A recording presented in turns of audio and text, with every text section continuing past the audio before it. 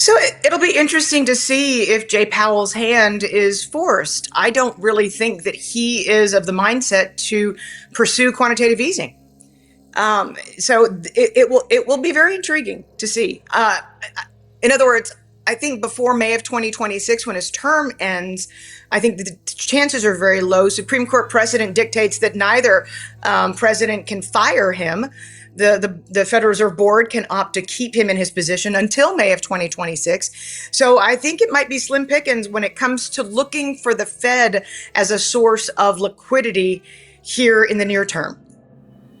They can only ignore recession for so long before I mean, actually, I take it back. Powell can be fired if there's cause. So if he's not doing his job, he can be fired. Anybody can be fired for cause.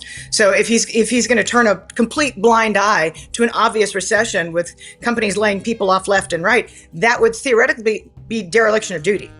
So I do think we're going to see a rate cutting cycle. If you look at the dot plot from the FOMC meetings, they all tend to end around 3.0%, maybe 2.8%. I don't think markets want that. I think markets want to go back to the zero bound. And I think markets want quantitative easing again. It's a matter of liquidity. Liquidity is the lifeblood of markets. And right now, we're seeing commercial and industrial lending go down. It's actually contracting. We're seeing auto loans actually contracting. Commercial real estate is at the cusp, those loans, of contracting. So liquidity is being drawn out of the system. Now we have the Bank of Japan pulling liquidity out of the system again.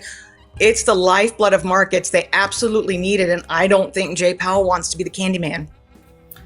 So there are a lot of theorists out there who ponder, they say, they're not going to go on November the 7th. It's 2 days after the election. And if he goes in September, that's just as politically, potentially, you could say he's being influenced by politics if he goes September the 18th before the election.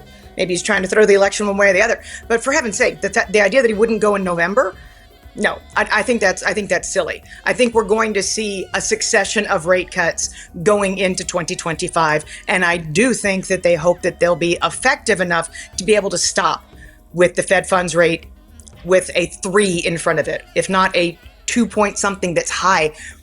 This is a live experiment, Michelle. We've never seen this. The Fed has never, ever, since Paul Volcker was in office, not a single Fed chair has managed to normalize monetary policy without being forced to take interest rates to artificially low levels and or the zero bound. So this is a completely live experiment. We don't know how it's going to end, but if credit issuance becomes impaired, Jay Powell's going to have to pay attention. And if it becomes a contagious systemic risk event, we might see the zero bound, because that's one thing that will for sure get him fired. You're not allowed to unleash systemic risk. It's like the first line on your job objective line if you're the CEO and the head of the biggest bank in the world. We are very, very, very happy. We've been so bullish on gold. I'm in a fetal position holding on to it so tight. I do think that, depending on how the political winds blow, I think you could have a buying moment here for municipal bonds as well. But I think right now people are safely playing the short end of the curve and rightly so, because they're pricing in an entire Fed rate cutting cycle. So I think that that's where you get a lot of juice these days. Again, if corporate America wakes up tomorrow and says it's a whole new day, it's time to go on a hiring spree. We're not firing people anymore, we're hiring people. Challenger Grain Christmas, last week they announced that hiring has declined to the lowest level in the history of the survey. So if that changes, then that can really throw my macro outlook, and I'll be the first to say, hey, we are in recovery. We are headed to the moon, kids.